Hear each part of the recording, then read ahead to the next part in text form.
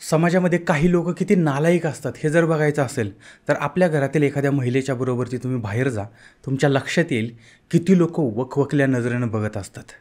आणि अशाच पद्धतीच्या एका वासनांधानं एका अंगणवाडी सेविकेचा बळी घेतलेला होता. त्या मायमाऊलीचा संसार यानं उद्ध्वस्त केला, तिचा जीव घेतला. ही हृदय पिळवटून टाकणारी घटना आज आपल्याला बघायची. त्यासाठी आपल्याला जायचं आहे अहिल्यानगरमध्ये.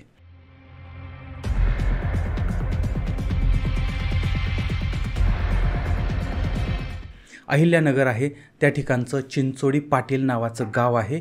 गावाचं शिवार आहे. त्या भागामध्ये कुटुंब राहतं आहे. कुटुंबामध्ये पती आहेत, त्यांचं वय साधारण 40 वर्षाचं आहे आणि पत्नी आहे, वय साधारण 32 वर्षाचं आहे. आता त्यांची ओळख काय या ठिकाणी मी देत नाही.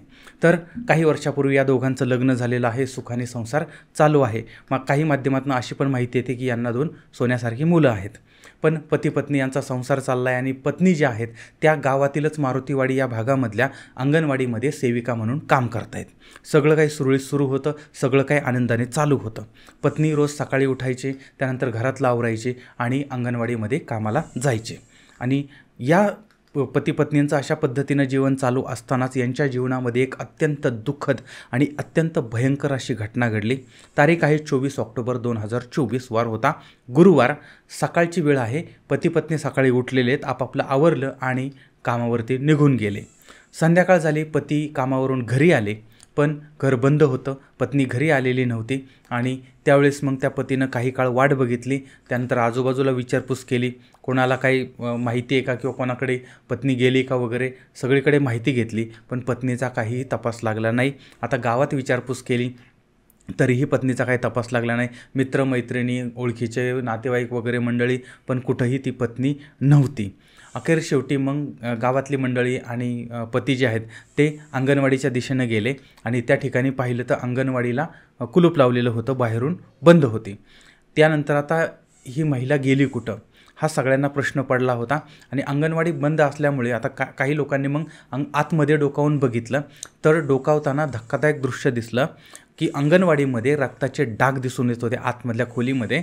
आणि त्यामुळे मग एक लोक घाबरले की नक्की काहीतरी दुःखद किंवा वाईट अशी घटना घडलेली असावी. आणि त्यानंतर लागलीच ते पतीला कळवण्यात आलेलं आहे आणि पती आणि गावकरी यांनी अहिल्यानगर पोलिसांना माहिती दिलेली आहे. पोलीस तात्काळ त्या ठिकाणी दाखल झालेत आणि तपास चालू झाला आहे. अंगणवाडीचं कुडूप तोडण्यात आलेलं आहे, आतमध्ये प्रवेश केलेला आहे. आता अंगणवाडीच्या त्या खोलीमध्ये रक्ताचा सडा पडलेला होता, भिंतीवरती रक्ताचे डाग होते, तिथं काही कपडे पडले होते, केस पडलेले होते. काहीतरी विपरीत घडल्याचं या ठिकाणी जाणवत होतं. हे सगळं बघून त्या पतीच्या किंवा त्या म्हणजे नातेवाईकांच्या काळजाचं पाणी होत होतं. काही दुःखद घटना, अघटित घटना तर घडलेली नाही ना. पण तिथं ती महिला त्या ठिकाणी नव्हती, ती बेपत्ता झालेली होती आणि कोणीतरी अंगणवाडीतनं ओढून नेल्याचं त्या ठिकाणी काही खुणा दिसत होत्या. त्यानंतर गावकऱ्यांनी आणि पोलिसांनी आजूबाजूला शोध घेतला आणि तपास करायला सुरुवात केली. पतीनं फिर्याद दाखल केलेली आहे आणि गुन्हा दाखल केला आहे. गुन्हा दाखल झाला आणि तपासाला सुरुवात होते. वरिष्ठ अधिकारीसुद्धा या ठिकाणी पोहोचलेले आहेत आणि त्या ठिकाणच्या तांत्रिक विश्लेषण करायला सुरुवात होते. त्यानंतर दुसरा दिवस उजाडतो 25 ऑक्टोबर 2024. आता या दिवशी सकाळी त्या अंगणवाडीपासून साधारणपणे काही हाकेच्या अंतरावरती असलेल्या एका बंधाऱ्याजवळ एका महिलेचा मृतदेह काही लोकांनी पाहिला आणि पोलिसांना कळवण्यात आलं. पोलीस त्या ठिकाणी पोहोचलेत आणि तो मृतदेह गावामधून बेपत्ता झालेल्या अंगणवाडी सेविकेचा होता. त्यानंतर पतीला बोलवण्यात आलेला आहे, मृतदेह दाखवला आहे, ओळख पटली आहे आणि आरडाओरडा सुरू झाला, रडारड सुरू झालेली आहे. आणि कुणीतरी त्या अंगणवाडी सेविकेची हत्या केली होती आणि मृतदेह त्या बाजूला टाकलेला होता. आता मृतदेह मिळाला, गावात हळहळ व्यक्त होत होती.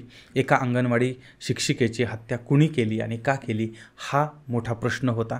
कोणाचा काही वाद होता का, भांडणं होती का, तर असं काहीही नव्हतं. पोलिसांनी मृतदेह ताब्यात घेतला आहे. मयत महिलेच्या डोक्यावरती गंभीर जखमा होत्या आणि अंगावरती अर्धवट कपडे होते. पोलिसांनी लागलीच त्या महिलेचा मृतदेह जो आहे तो पोस्टमॉर्टमसाठी सरकारी रुग्णालयामध्ये पाठवलेला आहे आणि पोस्टमॉर्टम करण्यात आलं.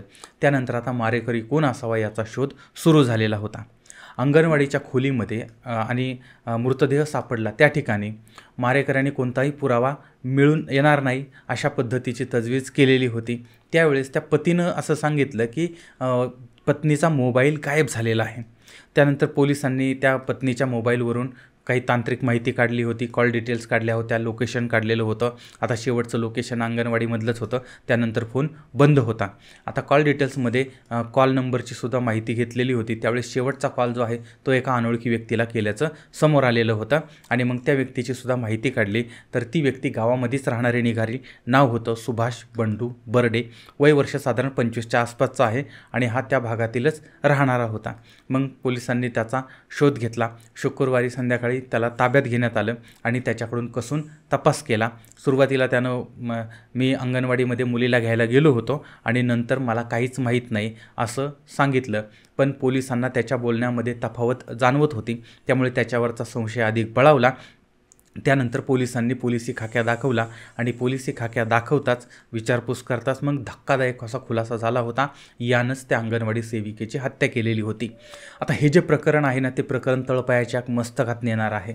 आता हे नक्की काय होतं तर चिंचोडी पाटील परिसर जो आहे त्या ठिकाणची अंगणवाडी सेविका त्या तिथं काम करतायत आणि हा जो सुभाषचंद्र बर्डे आहे तो त्या भागामध्ये राहणार आहे. याचं लग्न झालेलं आहे, त्याला पत्नी आहे, मुलगी आहे, असा त्याचा परिवार आहे आणि हा मूळचा राहणार आहे कुक्कडवेढे तालुका राहुरी या भागातला आणि हल्ली तो चिंचोडी या भागामध्ये राहतो आहे आणि गावातीलच अंगणवाडीमध्ये त्याची मुलगी जाते.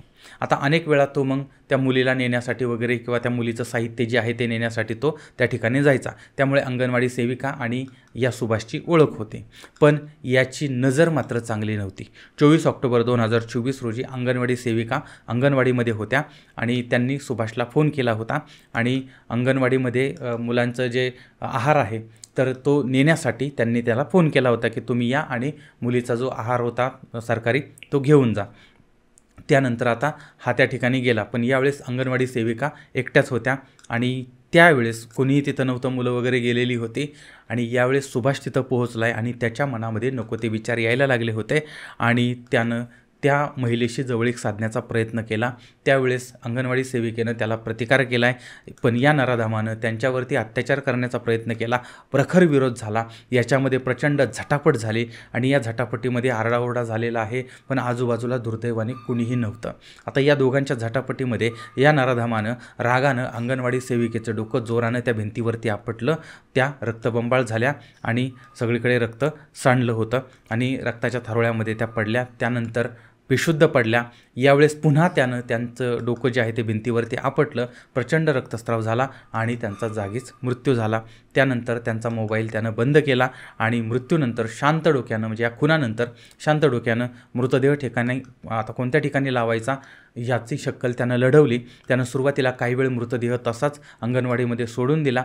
त्यानंतर कुलूप लावलं आणि तो निघून गेला. त्यानंतर काही वेळानं परत आला आणि कुणाला संशय येणार नाही अशा पद्धतीनं संध्याकाळच्या वेळी तो मृतदेह अंगणवाडीच्या मागच्या बाजूला असलेल्या नदीमध्ये तो टाकून दिला आणि मोबाईल जो आहे तोही टाकून दिला. त्याला वाटलं की मृतदेह पाण्यामध्ये वाहून वगैरे जाईल, कोणाला तपास लागणार नाही आणि आरोपीनं पुरावे नष्ट करण्याचा प्रयत्न केला होता. पण भिंतीवरचे डाग, वस्त्र आणि केस वगैरे हे त्या ठिकाणी आढळले होते. घाई गडबडीमध्ये त्याने अंगणवाडीला बाहेरून कुलूप लावलं होतं आणि तो आपल्या घरी निघून गेला होता. त्यानंतर पत्नी ज्या आहेत त्या घरी आल्या नाहीत, त्यामुळे सगळीकडे ही बाब समोर आली आणि त्यांचा शोध चालू होता आणि दुसऱ्या दिवशी त्यांचा मृतदेह सापडला आणि ही घटना जी आहे ती समोर आली होती. आता या प्रकरणी पोलिसांनी त्या आरोपीला ताब्यात घेतलेला आहे आणि या घटनेमुळे संतप्त झालेल्या ग्रामस्थांनी 25 ऑक्टोबर रोजी गावामध्ये बंद पाळलेला होता. आता जी माहिती माध्यमातून समोर आलेली होती ती मी तुमच्यासमोर मांडलेली आहे. पण या घटनेमध्ये अजूनही काही नवीन माहिती, वेगळी माहिती ही येऊ शकते. तुम्ही जर समजा या परिसरातील असाल, या भागातील असाल आणि तुम्हाला जर याबद्दलची काही वेगळी नवीन माहिती असेल तर ती सुद्धा तुम्ही कमेंटमध्ये जरूर कळवा. आता अशा पद्धतीचे प्रकरणं जे आहेत ते प्रकरणं हे घडू नयेत याच्यासाठी काय केलं पाहिजे. बऱ्याच वेळा काय होतं की काही लोकांच्या नजरा ज्या आहेत ना अत्यंत वाईट असतात आणि ते लोक म्हणजे नातीगोती तर सोडूनच द्या, पण फक्त स्त्री म्हणजे आपण अशा पण घटना बघितल्यात ना की ज्याच्यामध्ये एका लहान मुलीवरती पण अत्याचार किंवा म्हणजे असं तळपायाच्या मस्तकात जाते असं ऐकलं की म्हणजे आता ह्या तपासातनं आता पुढं अजूनही तपास चालल्यामुळं काही निष्पन्न होईल त्याचे अपडेट आपण पाहणारच आहोत. पण हे ऐकतानासुद्धा असा संताप होतो आणि कुणीतरी स्वतःच्या क्षणिक वासनेसाठी निष्पापांचा जीव घेतं. तर अशा लोकांना इतकी कडक शासन झालं पाहिजे, इतकी कडक शिक्षा झाली पाहिजे माझी तर शासनाला विनंती आहे की ही जी घटना आहे किंवा अशा पद्धतीच्या ज्या घटना आहेत ना, त्या घटनांचा तात्काळ तपास झाला पाहिजे आणि सगळे पुरावे, सगळ्या बाबी, सगळ्या बाजूनी तपास झाला पाहिजे. तांत्रिक तपास झाला पाहिजे, त्यानंतर मेडिकल, बाकीच्या गोष्टी सगळ्या बाजूनी पूर्णपणे सगळा तपास जलद गतीनं झाला पाहिजे आणि हे जे नराधम आहेत त्यांचा अक्षय शिंदे झाला पाहिजे. आता याबद्दल तुम्हाला काय वाटतंय ते सुद्धा मला जरूर कळवा. तुमचं याबद्दलचं मत काय आहे ते सुद्धा कळवा. पुन्हा भेटूया पुढच्या भागामध्ये. तोपर्यंत धन्यवाद.